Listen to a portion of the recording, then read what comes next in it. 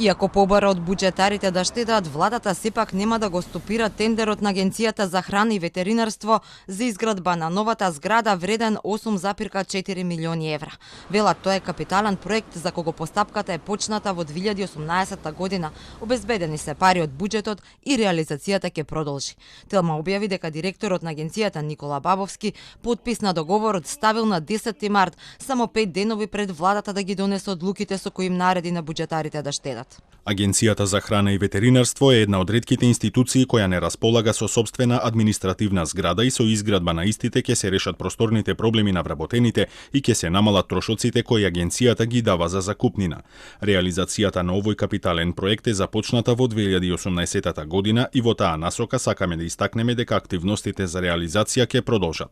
Министерот за земјоделство Љупчо Николовски вчера во топ тема на Телма кажа дека мерките за штедење не се однесуваат за капитални инвестиции. Мерките за штедење не се за капитални инвестиции, како што знам, ова е посебен орган и веројатно ќе ве информират од агенцијата или од владата. Мислам дека имаме многу сериозни теми и предизвици за кои што е мобилизирано целото министерство и сметам дека тоа е побитно од дали и на кој начин се трошат капиталните инвестиции, инаку сум поборник и голем поддржувач на реализација на капиталните инвестиции. Според експертите пак во услови на криза кога се носат мерки за штедење, треба да се прецизира што е нужно и неопходно во моментов, а што може да почека. Апелира дека секогаш треба рационално да се трошат буџетските пари. Не знам каков е приоритетот за градење на таа зграда и дали доколку се одложи за некое време почетокот ќе представува некаква, не знам, загуба за агенцијата. Например, бевме сведоци кога започна здравствената криза со пандемијата, тогаш сите капитални трошоци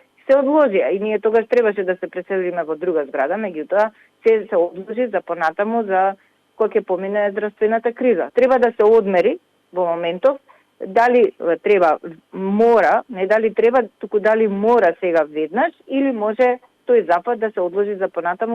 И од Агенцијата за храна и ветеринарство вчера одговорија дека изградбата на административната зграда е капитален проект и вака трајно ќе се решил просторниот проблем за сместување на вработените и за намалување на трошоците кои сега се даваат за закупнина.